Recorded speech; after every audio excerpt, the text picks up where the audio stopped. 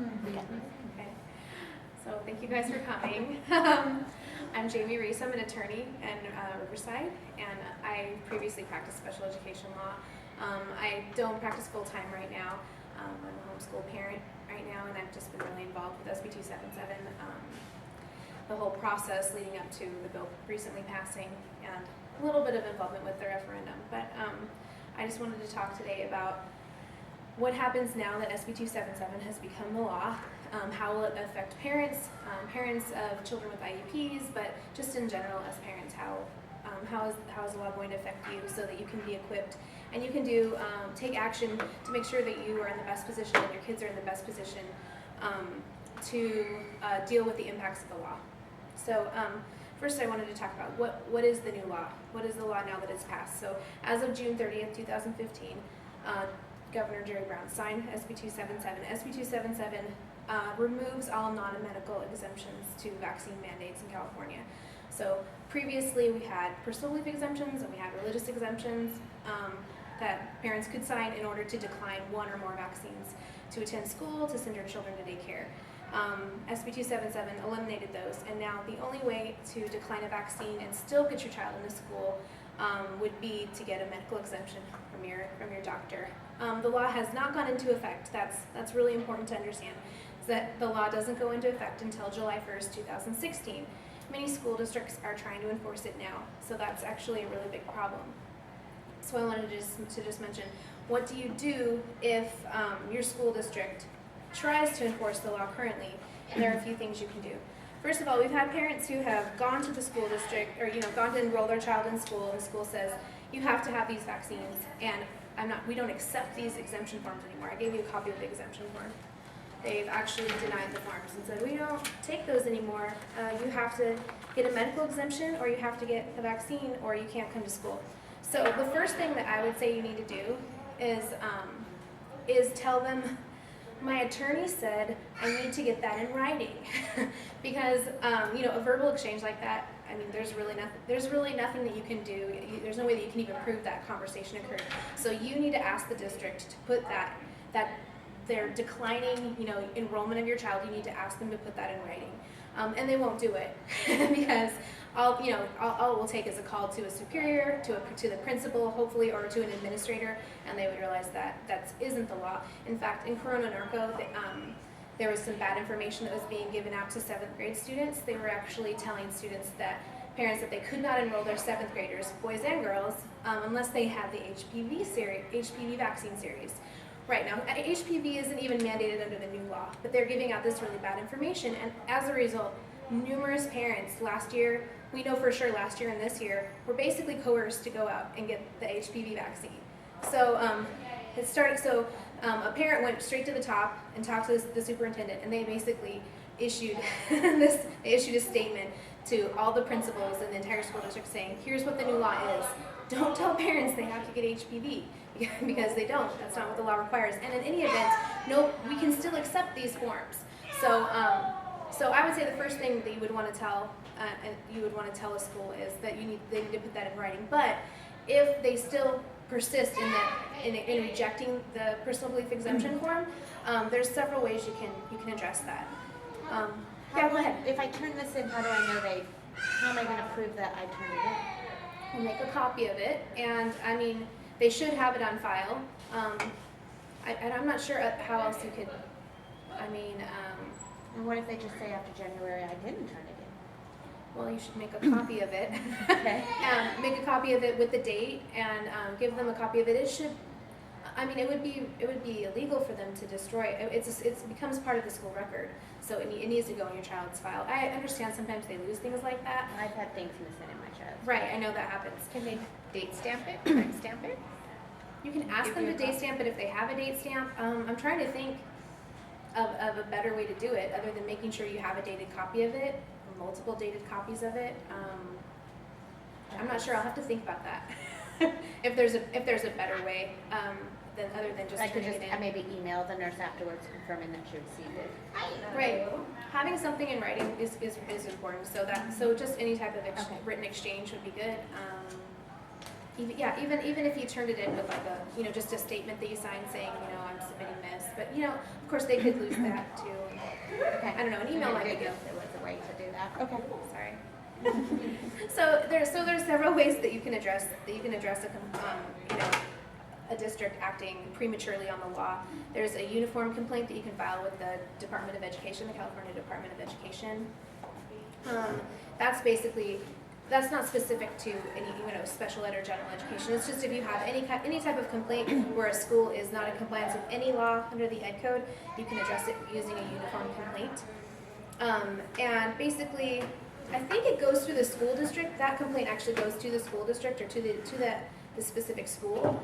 But the Department of Education, you know, keeps tabs on that, and they actually require those to be recorded amongst the school board. They have to report when there's a complaint filed and the result of it. So that's one way, just to log your complaint. There's the Office of Civil Rights. There's one local, I believe. I think there's one in San Francisco. And so obviously, if they are violating the law and excluding your child from school, then they're violating your child's civil rights. So you can file a complaint with the Office of Civil Rights. There's also FERPA, which is the Family Educational Rights and Privacy Act. That's in the case, a lot of schools, particularly in LA Unified this week, they sent kids to the auditorium if they didn't have their, if they had a personal belief exemption. They basically said, this is no good and your vaccine records aren't up to date. And so everybody whose vaccine records weren't up to date, they sent to the auditorium. Well, that's a violation of HIPAA right there. It's a violation of your child's privacy, because singling your child out based on a medical condition or a medical procedure is illegal. So that's another way to address something like that. If there's any way that your child's medical history or your medical choices as a parent are being disclosed, even if it's in a passive way like that, it isn't so overt. That's another way to address it. You know, I ran into that today when I picked him up from school, because he has extreme heat sensitivity and he has chronic bloody noses. I mean, and it just goes everywhere. And the district has a big issue with that. You'll see some blood just goes everywhere. So I took him to the doctor's note and I said, I'm going to have to change his PE because he can't be out there when it's over 80 degrees and he has the issue with his feet. He goes, oh, he has autism. And I said, yes. I go, what does that have to do with what I'm saying? And then she says, well, do you have his immunization records? And I said, no, not on me. She says, you don't? And I said, why would I need them? She says, well, he has autism. And you're probably one of those parents that doesn't believe it. I started laughing. I didn't even let her finish. And I said, first of all, I said, you're in violation. I go, second of all, I said, that doesn't go into effect as of yet. Right. I said, and if you want to bully me, I go, at least get your facts right. Know what you're talking about. I said, and who are you to be asking me something totally out of whack like that? I said, just because he has autism, you're going to single him out and ask me? I said, if I hadn't come in here for this reason, there would be no issue, right? Right. And she says, well, he has autism. And a lot of you parents don't like to vaccinate. So what was the end result? Did they end up asking She for the just- immunization records? The other nurse that was there, she says, she heard me raising my voice and she goes, what's going on? And so I reiterated the whole thing and she says, oh, I'm sorry about that. She says, what were you here for? So I told her, she goes, okay, let's take care of this. And they was like, no, but she has to. And she was just trying to avoid her and ignore her and what have you. And then she goes, it's okay, it's okay. Well, that's good, but still, that is a violation of your privacy. That information is protected, and so I mean, you would be within your rights to file a complaint about it. I would think Chrissy's agreeing. So there are ways that you can address it because again, that's your child's private medical information, and they shouldn't even be discussing it, within earshot of other people. So but it sounds like you handled that really well. I mean, a lot of parents are walking into schools and they're not as informed, and so they don't realize that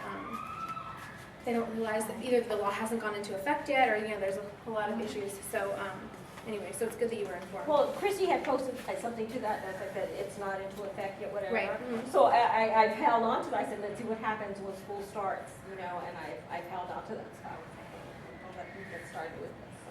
Right. That was good that you had posted that and I was able to read it, So another way is if you have, if your child has an IEP, You can file a compliance complaint also, if, again, if they're asking you for your immunization records or if they're denying access to your child's program because, and rejecting this form, so, sorry, got a little bit off topic.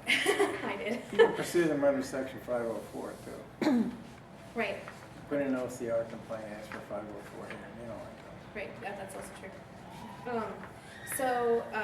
Let's see, where was I? What does it mean for a child with an IEP? Did I already cover that? No. Oh, I did. We talked a little bit about the due process. Did we Oh, mention that too? Right, I didn't say that. So, again, what we're talking about is if you go, because the new law isn't in place yet, it doesn't go into effect until July of next year. A lot of schools are telling parents that this personal belief exemption form is no longer valid, and they're actually telling parents that they need to either be fully immunized or they can't enroll their child in school. So we're talking about how do we address that? And we went through a few ways, but if your child has an IEP, again, that's an additional violation, or if they have a 504 plan as well, that's an additional violation, not just a a privacy violation or a civil rights violation. It's also a violation of their IEP. They're exempt from the law that isn't even in effect yet, again, it's a violation of their IEP because they're being denied access to their agreed upon IEP. So a compliance complaint would be okay, or a due process complaint could even be, I think, you could talk to an attorney and a special ed attorney about whether a due process complaint would be a way if they are persistent. I think these issues will be resolved. I don't think that a district is going to dig in their heels and say, we're absolutely rejecting this, because again, the higher ups, the people that are in administration, I think they realize that it's not in effect, and I think they know what a huge violation that is. But people that are working at the desks, in the offices, principals maybe even don't have good information.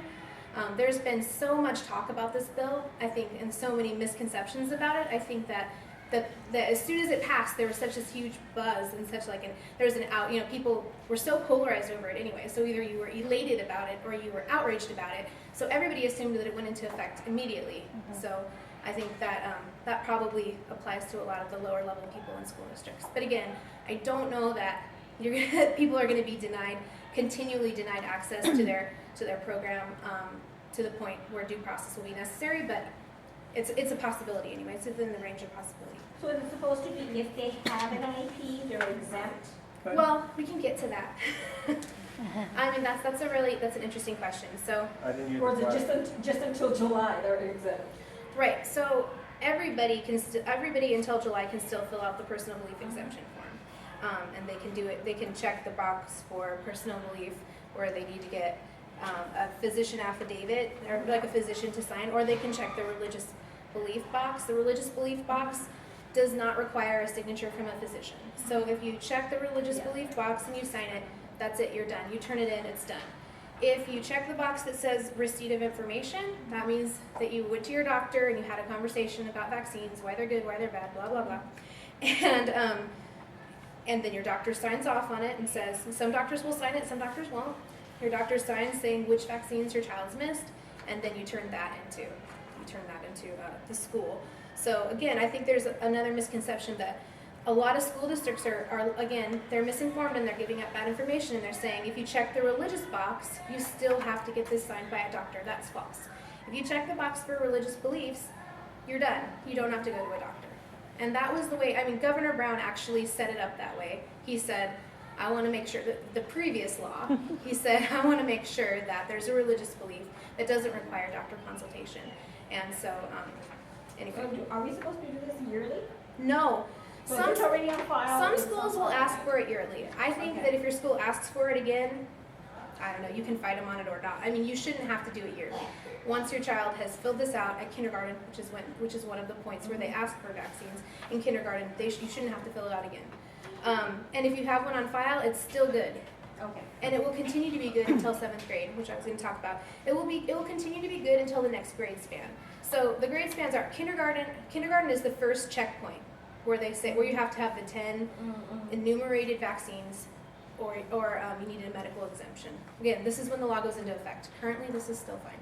But the checkpoints are kindergarten and 7th grade. In 7th grade, they require a DTaP vaccine. So that's right now, in order to opt out of any of those vaccines, you need to fill out this form. But again, in July, this form will cease to exist, and you'll need a medical exemption written by a doctor to opt out of any vaccines at kindergarten, and then to opt out of DTaP in 7th grade. So those are the checkpoints. Some other interesting points that I think people don't realize about the new law.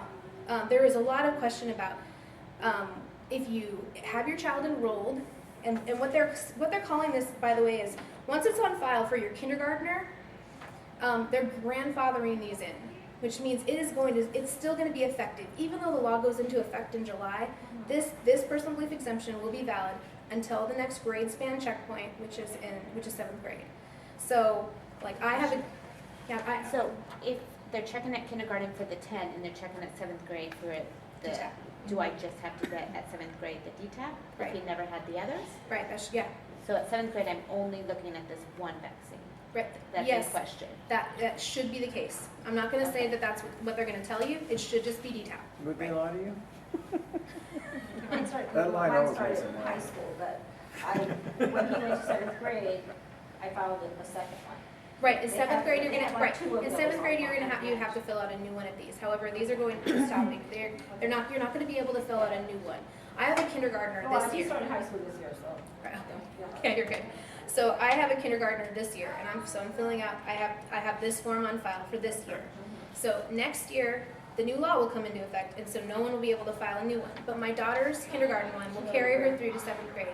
There's been question about, because they initially said a new enrollment or a grade span basically will invalidate your existing personal belief exemption. However, recently, the Department of Health, the California Department of Public Health, has said, once you get a personal belief exemption and you get it by the cutoff date is January 1st, 2016.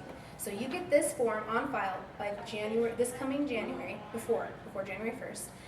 This should carry you through, even if you take your child out of one school and put them in another school. Even if you move to, the Department of Health is saying, even if you move your child to any other school in the state, they say a valid personal belief exemption will be grandfathered until the next grade span.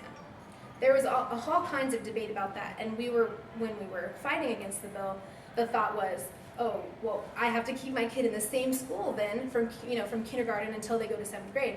Well, the Department of Health seems to disagree with what Senator Pan had originally said. They seem to think once you have this on file and it's actually, it's completed, it's signed, as long as it's dated by your doctor within 6 months of January 1st, because the form itself does require that the date that the doctor puts on it is within 6 months of the enrollment. So anyway, so once you have one of these, it should carry you through regardless of until the grade span, regardless of whether you move them to another school.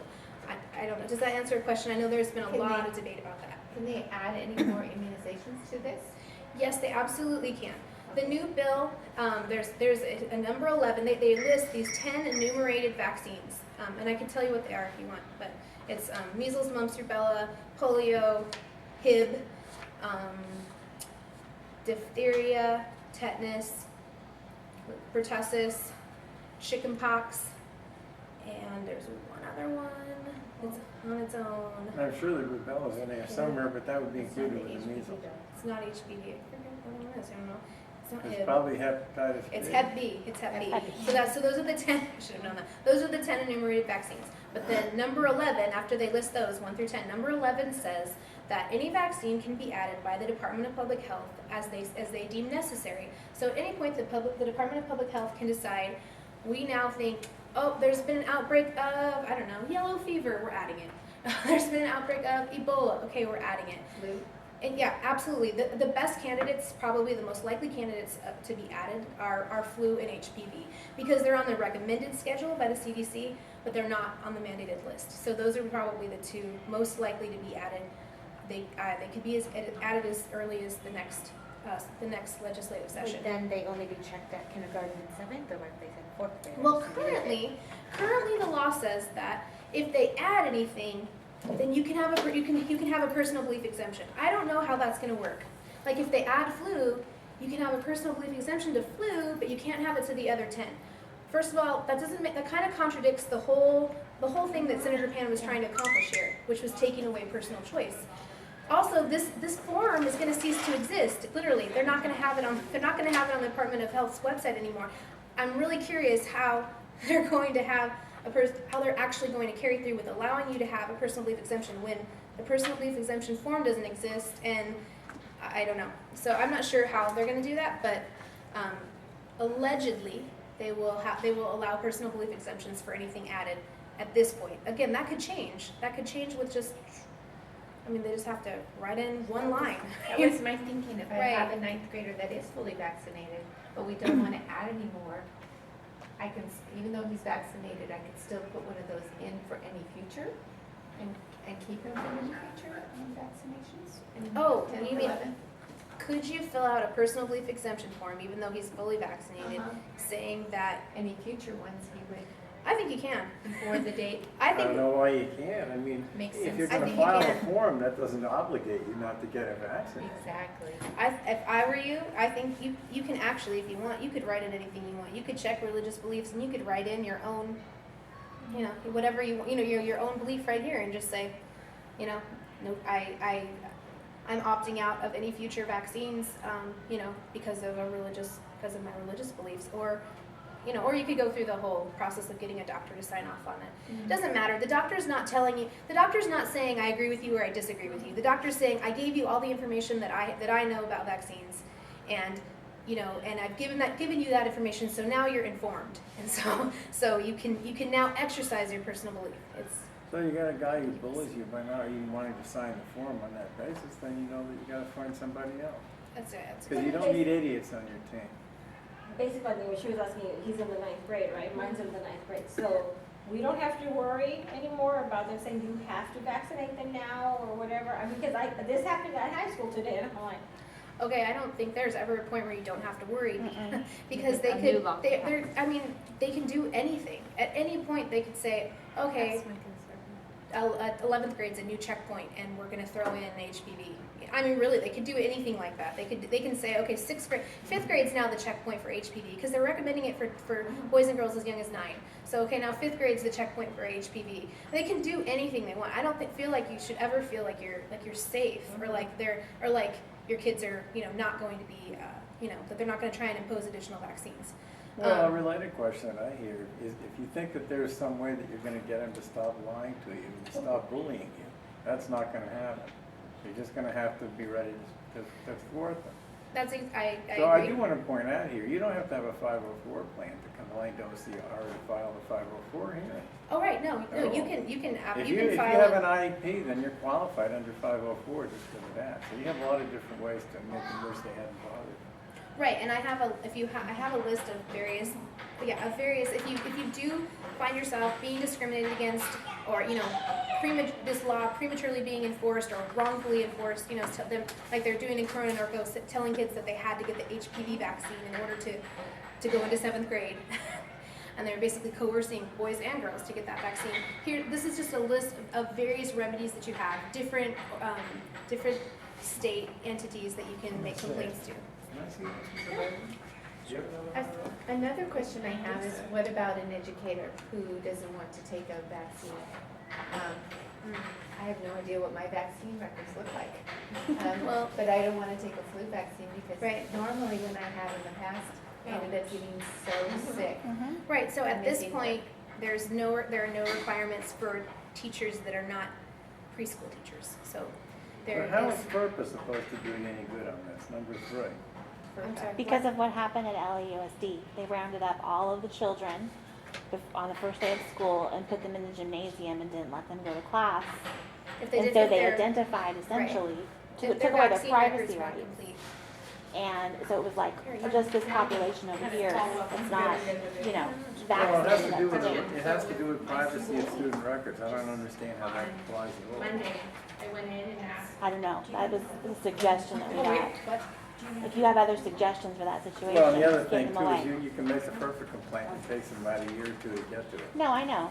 That's But another problem. There's multiple agencies on there. FERPA has to do with records, and if it's not a records violation, like they shared records, they weren't supposed to share them with somebody, or they wouldn't give it to you when they were supposed to, or they It's put bad stuff indirectly in. related to records because essentially it's their vaccine record.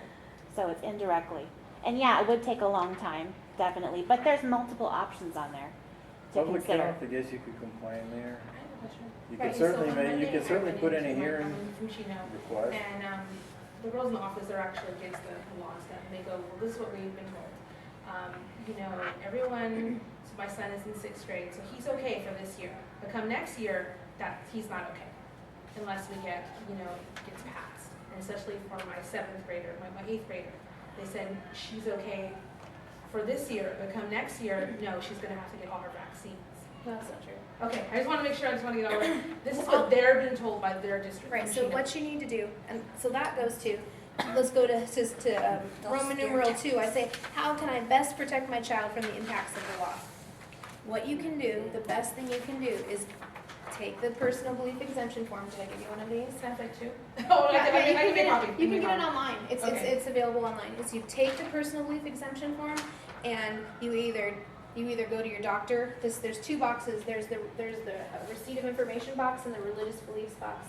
You decide which one. I always did the religious one. Religious one, you check the box, you sign it, you take it to your school, done. And then this is now good until your child, allegedly, this should be good under the current law, the law that goes into effect next July, the one that they're talking about. This should be good until your daughter's done with high school, because they're past the 7th grade checkpoint. You have a 6th grader as well? Yeah. Okay, the 6th grader who will be a 7th grader next year, that's another issue. Because this won't exist next year, and you would need to either get a medical exemption, or I guess the only other option But the is. kid has an IEP, right? Yeah, he has an idea. Oh, okay, your child has an IEP? Yeah.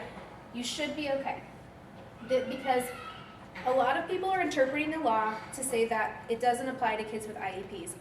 It's gonna really, I think, depend on how it's enforced. The law says that this provision will not apply to children, to kids who are receiving special education and related services under an existing IEP. I think that can be interpreted to exclude children with IEPs from a general education program that is, even if it's included in their IEP.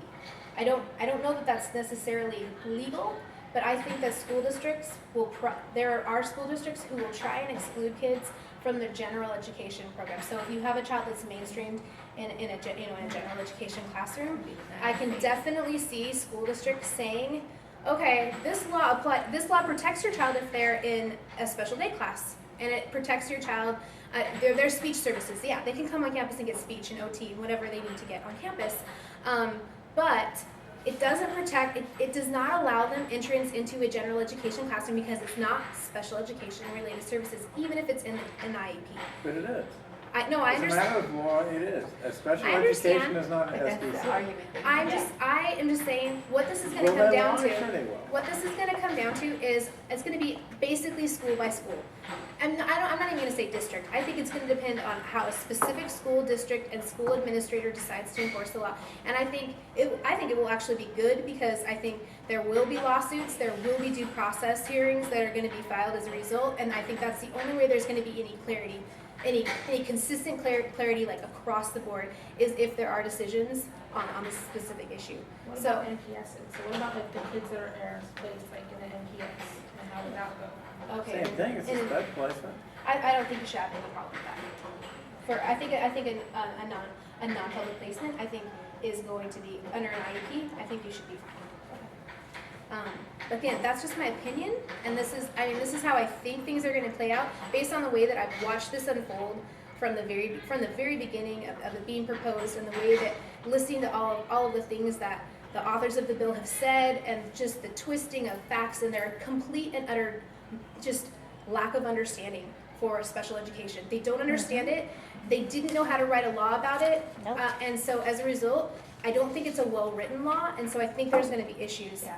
Yes, I definitely think, Don't you think there's going Yes. to be quickly issues with parents that have children in special ed day classes that are for the law and their kids have to be in those classes with unvaccinated kids, but the general ed don't? I mean, isn't Yeah, that but I gonna think- be- I don't want I think my they're kid SOL. mingling I with think they're out your of luck. kid because he's not vaccinated. I think they're out of luck. I agree. I definitely, they're as a Isn't that group the of next special education attack? parents who are on the complete other end. They're vaccinated California people.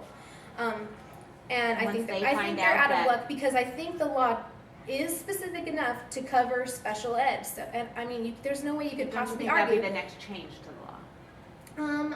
I Once these parents personally get wind think of this. I personally think the next change of the law is Homeschool. is homeschool. I think they're gonna say you can't homeschool unless you get vaccinated. That'll be the next legislative. I think they're going to basically eliminate all educational options for anyone who's not vaccinated in the state. That's what Pan wanted from the beginning. That's what the original draft of this law was. It basically said you have no school option, you have no school options, including homeschool, unless you fully vaccinate your child. And I think they're gonna add another checkpoint in high school. Oh. He was hinting There's about that just- with that's pertussis the thing. I only mean, talking waning about over this, time. I It'll be in high school. feel like it's I don't want to feel like it's a ton of speculation, but the truth is, having watched the legislature and being a part of that, I mean, being in the thick of that fight, there's just nothing outside of the realm of possibility as far as they want. These legislators want every single child. They want 100% full vaccination for all kids, all school-age kids, regardless of where they're going to school. They want it for my homeschool kids. They want it for your kids that are in special ed. They want it for everybody. They want everyone to be vaccinated. Adults, to get a And, job, I mean, everybody. they've already moved to preschool, to answer your question. So preschool teachers now have to be vaccinated in Right. order to teach preschool. And anybody who has an in-home daycare in their house is also going to have to be vaccinated in order to have an in-home daycare. Well, the trouble is though, the more they extend that kind of thing, the more mad people they got to face. And the homeschool people, there's the Homeschool Legal Defense Association, there's all those kinds of people, and those people are real hard asses, and they'll come out of the woodwork in a hurry. And a lot of those Right. people are people, they don't care about SPED, they don't care about SPED kids. But when they start talking about homeschool, all those people in all of these different Christian churches and everything, they're gonna be beside themselves. I don't know, at this point, the churches have not mobilized against this law. No, There is just a spattering of churches that And even, they're that even affected care too. at all. this I law understand applies to that. private But schools. when they start vamping on the high school parents, on the homeschool parents, those people are gonna come out of the woodwork. I don't know. I don't feel like the homeschool group is particularly powerful. Being a homeschool parent, I don't feel like those parents are any more powerful than than any other very small group. Again, we're talking about a very small percentage of people that are homeschooled. They gotta change in the first place. I think that was because there was literally no option for school in California, and Right. homeschool was the logical. Okay, we don't want your kid in a classroom, but okay, if you want to take your disease-ridden child and keep them in your house and homeschool them, we're going to have to do that.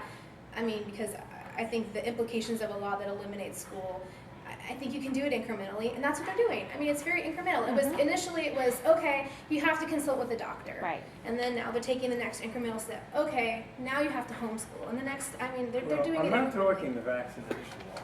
I'm talking a few years back. California, like a lot of other states, was very restrictive about homeschooling. Yeah, no, that's And true. it was the homeschooling people in the various churches and stuff that went beside themselves, and they got them to change the law in California like they did in other places. No, that's true. And those people are very easily and quickly mobilized. And they haven't gotten mobilized here because they didn't see their dog in the fight, but they'll see a dog in a fight when they start hearing about homeschool. No, I mean, that's possible. I'm the leader of the Okay, so is it a good idea to start bringing this issue up in IEPs this year? Because, like for my son, he's gonna be going into, 7th grade. So should we start pressuring our districts and IEPs? I wanna know, what is gonna be the law? How are you guys gonna handle this for my son next year? Are you gonna be, or should we just be waiting till next school year? I mean, it's a total judgment call. There's a lot of things that could happen too in the interim. I'm gonna get to the referendum. I mean, there's a possibility for a delay. Well, I want to say, you don't ask them what they're going to do, you tell them what they're going to do. Because if you ask them, you're giving them the option of telling you something they shouldn't tell you. So you tell them. Okay, so That's let's see. important. So we talked about grade span. We talked about about making sure you get your personal belief exemption on file by January 1st of this year, so that it should be good. You should be able to hang on to it until you get to the next grade span. I already talked to you about how to fill one out. If you have specific questions, I can talk to you, but about your 2 options and how you fill it out. You don't need a signature from a doctor if you're going to check their religious beliefs box. Okay. So the last thing that I was going to talk about is the referendum, and I don't know if you're all basically aware of what the referendum is. I need to sign the paperwork. Do you have a chance to sign the paperwork today? Yeah, I have it. Yeah. All right. So I was just sign that while I'm thinking of it. She already did something. Okay. Are you San Bernardino County? Yeah, I want to get that out of the way before. Okay, so the referendum is basically, it's a process that we have here in California where if, there's the measure or the initiative, and then there's the referendum. The referendum is if the legislature passes a law and there's enough people that get together and say, we don't like it, we want to put it on the ballot and let the voters decide if they want to embrace this new law or if they want to reject it. That's what the referendum process is. So we've initiated the referendum process. We have 90 days from the date of the law going into effect. I think there's a 10-day cushion actually. But anyway, the law goes into effect. We have 90 days to collect a sufficient amount of signatures. I want to say it's 360,000, but because so many signatures get invalidated for a number of reasons, the goal is really 400,000 signatures. So if we get 400,000 signatures and enough of them are valid, then we will be able to get SB 277 on the ballot, and voters can decide, yes, we think SB 277 is a beautiful piece of legislation and we want it. Or the voters can say, absolutely not, this is tyranny, we don't want it. So that's what the referendum is. And there's been questions, should you sign it, shouldn't you sign it?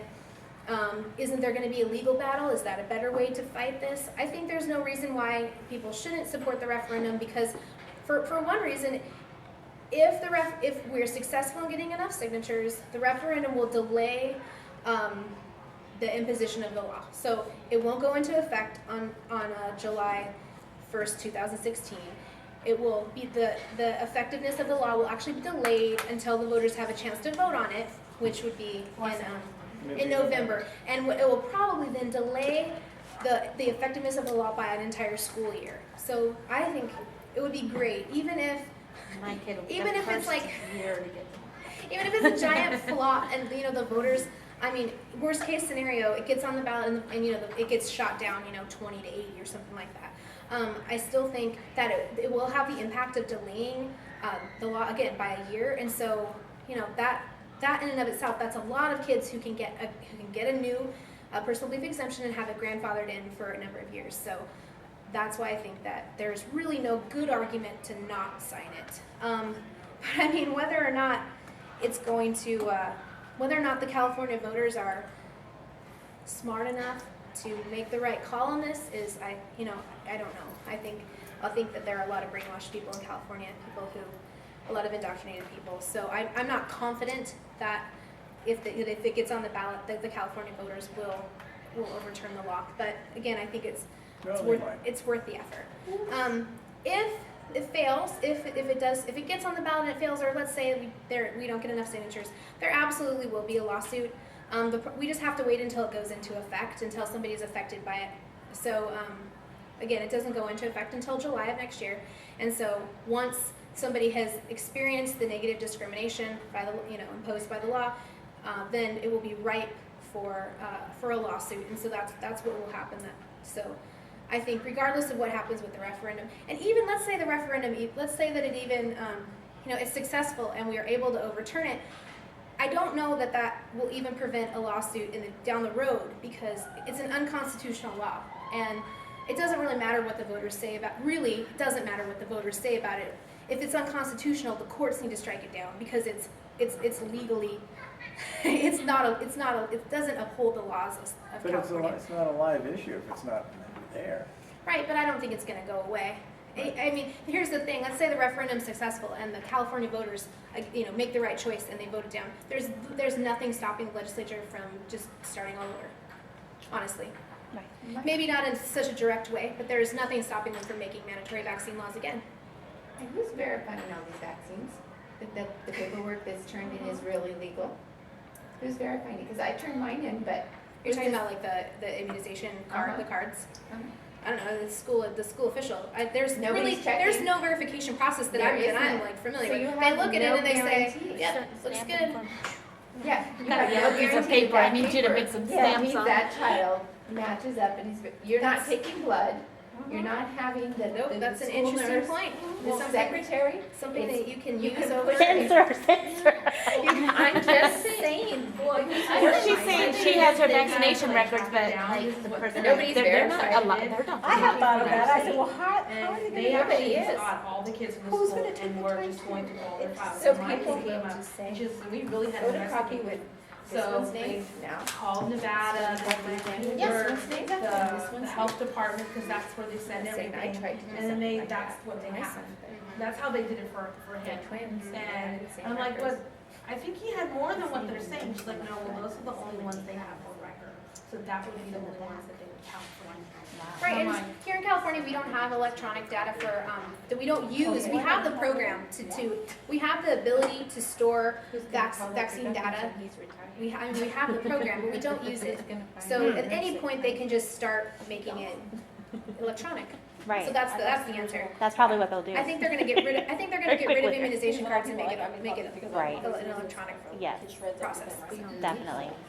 But at this point, it's not. At this point, it's still turning me a little blue card. Right. So I don't know, does anybody have any other questions, or I hope this was somewhat helpful. Does anybody have questions?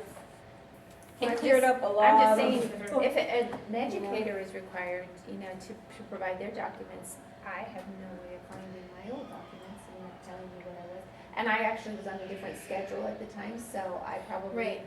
I didn't have the chicken pox. So the answer is gonna be I- that they will require you to be revaccinated. That's what. Well, Right. if the district has the records, they gotta cough them up when you ask. Can we get grandpa? No, she means on herself. On Well, myself. that's what will happen. That's My next. mom We have and dad. preschool teachers. They're gonna be mandated. Educators.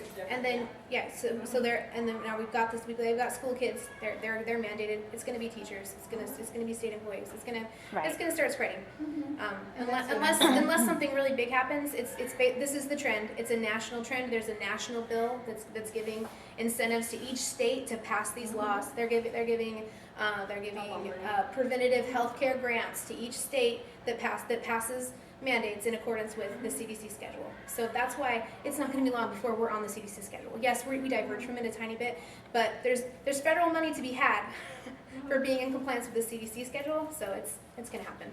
And there's an incentive bill for those who comply that are on Medi-Cal, which many of our Right, yeah. children with special needs are on the That's Medi-Cal right. waiver. 1117, right. So that's gonna affect It our provides families as well. medical and provides incentives, monetary incentives to healthcare providers and plans for fully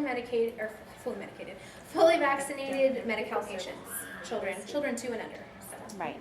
it hasn't passed yet. No. But it's working its way. Yes. It might be a 2-year bill. I don't know. Yeah, I think it's in the Senate right now.